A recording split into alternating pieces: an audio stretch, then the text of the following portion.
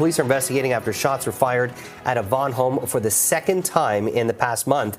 CB24's Steve Ryan is joining us live in studio with the latest. And, you know, while the home has been targeted for the second time, there's a couple other homes in that vicinity that have also been targeted. What are police saying about this? That's right. So this home that you were talking about was on Farrell Road, and it has been shot at twice in this past month. And the police have connected that house to a tow truck operator that was murdered back in 2024.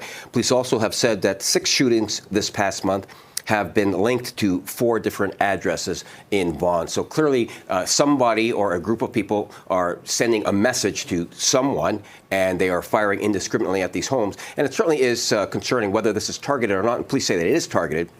It's still very concerning for the residents and for the investigators. Yeah, I mean, we've been hearing from some of the residents, and it really, you know, I think for a lot of people who live next door, who live in the vicinity, there's a lot of kids in that area, there's a lot of schools. It really doesn't matter to these residents whether this was targeted or not. It's happening in their community, and they're sick and tired of this stuff happening. Yeah, that's right. And you make a very good point. Out on the streets for the last, I don't know how long now, people have come up to me and have said that they are just sick and tired of the amount of violence that we are being subjected to as a community. So absolutely, whether this is targeted or not, it doesn't give much comfort to those that live in the area, because I often say many of these people who fire these guns indiscriminately, they're not trained shooters. And oftentimes these bullets fly all over the place, and that's when you run the risk of an innocent bystander being injured. Now, we did hear from Mayor Del Duca and from York Regional Police as well, so let's hear what both of them said. This is out there. People talk about it amongst themselves in chat groups. They see it on social media. They see it in conventional mainstream media. And they're looking at all of us to say, what is going on here? This is not the Vaughan that has certainly not the Vaughan that I've grown up in or where I've lived. Certainly not the Vaughan that we have built for many, many years together. So we need a solution. We are aware and we know, we understand that this is very concerning for the residents in the community of Vaughan.